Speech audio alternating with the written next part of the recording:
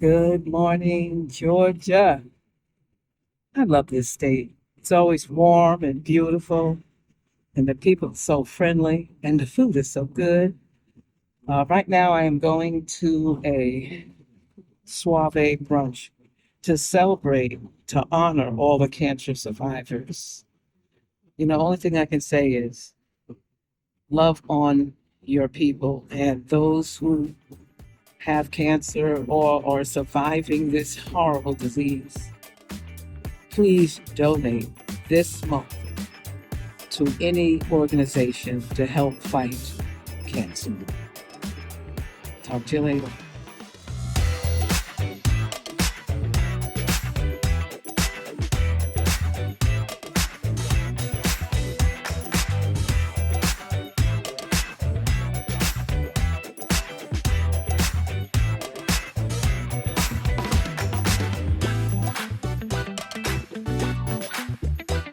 There are so many myths surrounding breast cancer. I was sharing with Sade earlier a little bit. I used to have patients tell me all the time, well, breast cancer don't run in my family. And so I would always say, well, it starts with someone in the family. And I can remember That's a good way to put that. I never thought of it that way. listening as a teenager to my Mhm. mom and my aunts talk about how cancer didn't run on our side of the family. Well, my mom died of a brain tumor. Her brother died of the same brain tumor. My aunt has breast cancer now, but she's doing great. And we have several other family members with other different cancers. So you always have to be aware of even your genetics when it comes to cancer, not just breast cancer. Many people don't know that if you have a family history of any type of cancer, your insurance will cover you to get genetic testing. Because if you do have certain genes, then you want to make wise choices, like what Angelina Jolie did. She knew what she had, so she went ahead and took care of it. And so, as far as breast cancer, we know that Caucasian women are likely to develop breast cancer, but unfortunately, African American women die from it more so because we seek later treatments. We take care of everybody. As you sat here and shared, we're taking care of everybody. And I think just as a race, we've been always taught just by from ancestors on down, fight through it, fight through it, fight through it. And so I had a patient one time tell me, and she said, Latasha, God did not tell me that this was breast cancer. And she was like, I'm not going to do anything about it. I'm not going to have a biopsy. And I said, well, sometimes the God in this is that you came here today, you have the resources to treat this. So utilize that faith. I said, faith without works is dead. And she was a church member of mine. And so, and I can remember she didn't do anything about it. And a year later, we had a women's conference at church. Wow. And she called me back and she said, I'm going to do something about my health. Well, when we found that area in her breast, it was probably half of the size of a pencil eraser. When she came back a year later, she had to have a mastectomy. It had grew that fast. Wow. Whereas if she would have taken care of it when she first found it, she could have saved her breast. So I always, I encourage everybody to get their mammograms, but a lot of information is not shared with us as African Americans. Make sure you're getting your mammogram yearly. There are some organizations, I think like the American Cancer Society, the American College of Internal Medicine, they recommend getting your mammogram every 2 years. But we follow the American College of Radiology recommendation of every year because if a cancer is going to grow in your breast, it's going to take that cancer 6 months to a year to grow. And so if you wait in those 2 years, it's just steady growing and growing. And so I know you may have heard about dense breast tissue. If you have dense breast tissue, now it's a law that it's supposed to be in your report. And if you see that you have dense breast tissue, make sure you're getting additional screening tests like an MRI, MBI, whole breast ultrasound, because cancer shows up white on the mammogram and dense breast tissue is white. So it tends to hide in that dense breast tissue. And so you want to make sure you get supplemental screenings for that. Male breast cancer. Tell your men folk we have unheard. Now we have 13 male in active treatment in Middle Georgia for breast cancer within 18 months. It's unheard of. Yeah. So we always say, it has to be something in the water. And I love to share Mr. Leroy's story. I'm not violating him because he has given us perpetual consent to share his story. And remember talking to him. He needed a biopsy. And he said, Latasha, this is nothing. I've just been lifting weights in the gym and I've strained a muscle in my chest. And I said, Mr. Leroy, because sometimes I have to get right on patient level. I said, I'm going to come to your house and get you. You don't come back for this biopsy. Because I knew it was cancer. But I couldn't tell him that. And he said, I'm coming back, but it's nothing. Well, Mr. Leroy ended up having to have a mastectomy. He was triple negative and he had positive genetic markers. Wow. And so he tells his story everywhere now. And he said, listen. When they tell you something, listen. And so just make sure you know that you're listening at your body, you're telling and share the knowledge. Don't hold it. Share it with your family, share it with your friends and everyone, and make sure that they're getting screened. Because breast cancer is not a death sentence when it's caught early. But that's the key to it, was catching it early. The treatment options now are very new. They're working, even with triple negative. You used to hear triple negative, and it was automatic death sentence for Black women. And now they have new treatment options available for that also. So just make sure that you're in tune with your body and taking care of yourself. Just because if we have to take care of you love taking care of your mother, right?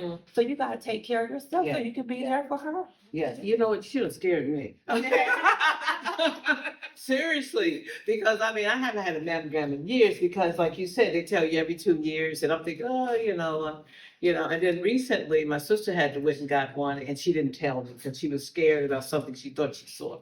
She was like, I'm not going to tell anybody. And that's what I wanted to talk about, all these secrets all the time. Why are we so afraid to tell people when we're hurting? Why? I think that's just how we were taught. Yeah. I think we were taught that you know how they used to always say, it's certain stuff you don't talk about in the house. And so I think that's a lot of it, just the way we were raised. And another thing is, don't let insurance, you don't have insurance, don't let that be a deterrent for you. We have plenty of grant funds available that will cover your mammogram. Even when you come in for your mammogram, you get a screening, you need a diagnostic, then you need a biopsy. We'll cover it up until biopsy. If you need surgery and it comes back as breast cancer, then Women's State Medicaid automatically kick in for you. Okay. And so there's so many resources out there. Recently, 2 years ago, I wrote a grant through Senator Warnock's office for $2 million, and we was awarded that for our mobile unit. Oh, that's wonderful. And so we're going to be bringing mammograms directly to the community starting in January. We already have funds that we're building up to cover women on that mobile as well. And so there should not be any excuse for you to get your mammogram. And then one thing, I just want to piggyback off what you said, how we hold stuff in. Yeah. And I know as Black women, we do. Yeah. And I can remember right after I wrote this grant, and it was the first time a grant of that size had been written at the hospital. And one of the ladies sent the email. And so she sent an email wanting to know who had written the grant. And so she responded, and she was actually like a CEO of one of our small hospitals. And she said, well, the girl from the breast center wrote the grant. And so I was like, wait a minute now. The girl from the breast center wrote the grant. And I was like, hold on now. She must have known right from 1763 Swan Driving. So, and we got to speak up for ourselves. Oh, yes. In the past, I would have let that slip. Honey, I was hitting every diversity committee. I was like, this is a lot. So speak up for yourself, no matter if it's your health or somebody do you wrong. Have a conversation and speak up about it. Thank you so much. I was thinking about what you said, and I want to go back, rewind a little bit. When you said dense breast tissue, describe that, because when you say it, everybody has in their mind think about what they think it is. What is it really? So your breasts are either fatty replaced or they're dense. So if they're fatty replaced, you just have fat in your breast and no fibrous tissue in your breast. And so dense breast is fibrous tissue, and Okay, again, it's white. It's okay. just white Is as it hard? Does it make your breast feel No, hard? you do. It can be painful sometimes. Okay, Because you may have heard like fibrocystic yes. Uh-huh. breast, so it can Mhm. create fibrocystic changes in your breast. But cancer, again, it tends to hide in that tissue. Mhm. And we have found several cancers where the patient had a mammogram, then she had an ultrasound. The ultrasound picked up a little bit of that dense tissue, then they ended up having an MRI. And so then they picked up the cancer. And I have dense breast, so I have to get a mammogram. I get my mammogram every year, then every other year I get an MRI just to keep. Okay. I appreciate you saying that because I didn't know that the MRI was just as important as the actual breast, mammogram. So that's really good knowledge to know. Also, I have wanted to ask you about, and I've been hearing a lot, and reading a lot about sugar. Does cancer, they say there's like a connection between eating too much sweets and how cancer loves sugar. It does. It does feed off of sugar. Okay. So if you have a high estrogen in your body, it loves that. Yeah, it loves that. And so it will feed off of sugar. So diet is important too, to help, there's some things we can't change genetically, when it comes to cancer, but there are some risk factors that we can change, like what we eat, exercise, smoking, drinking, of course, and it's everything in moderation. But yeah, sugar does feed cancer. And one That's other good to thing, know. caffeine, because I hear this a lot too. Caffeine does cause breast pain if you have an excessive Wow. amount. Didn't know that. And a lot of people are saying, well, another myth I heard, well, my breasts aren't hurting. Well, breast cancer, that's a clue for me that you may have something going on because Uh-oh. breast cancer typically don't hurt. Yeah, Oh, okay. it typically don't hurt when you have breast cancer unless you have an advanced cancer. I was telling her we had a patient today, bless her heart, 83 years old. She came in and she was like, I just felt this lump last week. Y'all, it was coming out her skin. It had invaded through the tissue. It was red, stinky, Lord. pussy, everything. And she's just said, I'm not gonna do anything about it. Cause she's 83. Her daughter convinced her to come. But when you feel something like that, go ahead and see about it. Cause that probably been there for a minute. And then we had a lady transition into a male 2 weeks ago. She was getting ready for her final surgery and they found a lump. And so they told her, you got to go and get this checked out before you found the surgery. And sweetest person ever, y'all. Came back. She was like, you know what? I've been had this in my breast for like 6 or 7 years. And it came back positive as cancer. Wow. Yes. So I wonder, how that's going to affect the final stages of surgery. Because, and we even tried to convince her, one of our nurses, she was like, now, how do you identify? Because we know it's cancer. And so she was like, I identify as male. And she was trying to convince her, you sure you want to just go ahead and check because now she won't be eligible for women's state Medicaid. Oh. Yeah. And we have written to when Mr. Leroy got diagnosed, I called Governor Kemp's office. I was like, this is not fair. Like men get breast cancer too, and so fortunately we just had to put him on a payment plan in a hospital cover. But yeah.